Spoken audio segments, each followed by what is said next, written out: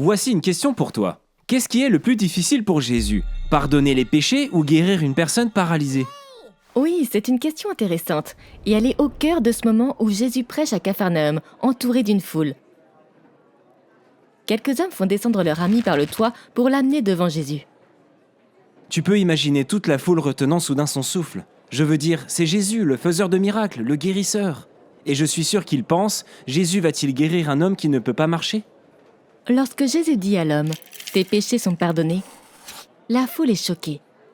Et les scribes commencent à murmurer que Jésus est en train de blasphémer.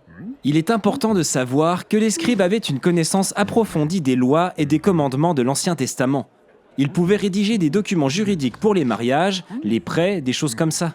Ils savent qu'aucun homme ne peut simplement pardonner les péchés. C'était une affirmation farfelue de la part de Jésus, car seul Dieu peut pardonner les péchés. Jésus le sent et dit « Qu'est-ce qui est le plus difficile à dire? Les péchés sont pardonnés ou lève-toi et marche ?» Mais pour que vous sachiez que le Fils de l'homme a le pouvoir de pardonner les péchés, levez-vous et marchez. Et l'homme se lève. Nous savons que Jésus est Dieu. Mais Jésus veut nous faire comprendre que le pardon des péchés, la guérison spirituelle, est un cadeau plus précieux que la guérison physique.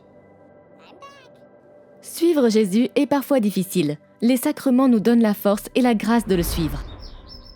Le baptême, la confirmation et l'Eucharistie nous donnent une vie nouvelle dans le Christ. Mais cette nouvelle vie ne signifie pas que nous ne sommes pas encore affaiblis par le péché et capables de choisir le mal. C'est pourquoi Jésus a donné à l'Église les sacrements de guérison. Grâce à eux, Jésus est en mesure de nous redonner une vie nouvelle, même si nous avons commis des erreurs.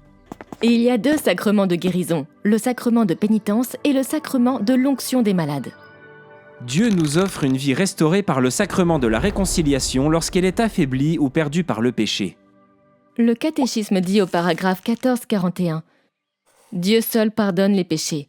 Parce que Jésus est le Fils de Dieu, il dit de lui-même « Le Fils de l'homme a le pouvoir de remettre les péchés sur la terre. » Et il exerce ce pouvoir divin. Plus encore, en vertu de sa divine autorité, il donne ce pouvoir aux hommes pour qu'ils l'exercent en son nom. Après sa résurrection, Jésus a rendu visite aux apôtres, a soufflé sur eux et leur a dit « Les péchés que vous pardonnez sont pardonnés, les péchés que vous retenez sont retenus. » Jésus donne aux apôtres l'autorité d'offrir aux pécheurs la vie restaurée et le pardon. Jésus a également donné à l'Église, par l'intermédiaire de ses prêtres, le pouvoir de pardonner les péchés par le sacrement de la confession, de la même manière qu'un fils a le pouvoir et l'autorité d'agir au nom de son Père. Jésus a donné aux membres ordonnés de ceux qui ont été adoptés dans sa famille divine le corps du Christ, le pouvoir de pardonner les péchés en son nom et sous son autorité. Le sacrement de la réconciliation comporte 2 éléments principaux. Le premier est que l'Esprit nous fait prendre conscience de notre péché, nous donne un cœur contrit pour aller nous confesser et nous pousse à accepter et à faire un acte de pénitence. Et la deuxième est l'action de Dieu qui nous pardonne par l'intermédiaire du prêtre. Le prêtre nous pardonne nos péchés au nom de Jésus-Christ. Le catéchisme donne plusieurs noms à ce sacrement. Il est appelé sacrement de la conversion parce que nous sommes appelés à nous convertir du péché.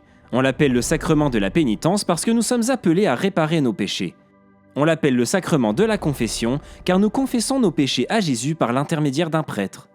On l'appelle aussi le sacrement du pardon, parce que Jésus nous pardonne nos péchés par l'intermédiaire du prêtre. On l'appelle aussi le sacrement de la réconciliation, parce que par ce sacrement, nous sommes réconciliés avec Dieu et avec nos frères et sœurs de l'Église. Si nous avons péché assez gravement pour ne pas pouvoir recevoir l'Eucharistie, nous sommes maintenant pardonnés et capables de revenir à l'Eucharistie. Dans l'histoire du fils prodigue, un fils rejette sa famille et son père et part vivre une vie de péché dans un pays lointain. Lorsqu'il décide enfin de rentrer à la maison et de confesser à son père qu'il a péché, l'Écriture dit que, comme il était encore loin, le père courut à lui. Comme le père du fils prodigue, Jésus attend que nous fassions le moindre geste vers lui dans la confession. Lorsque nous sentons l'Esprit Saint nous inciter à nous tourner vers Jésus et à lui demander pardon, nous pouvons faire l'expérience du pouvoir de guérison de Jésus qui se précipite à notre secours. Jésus désire nous pardonner, et il est comme le Père qui attend, toujours prêt à venir rapidement à notre aide et à nous pardonner, et à nous fortifier pour que nous allions et ne péchions plus. Jésus veut nous donner le plus grand miracle de guérison, pour nous restaurer à une vie nouvelle à travers le sacrement de la réconciliation.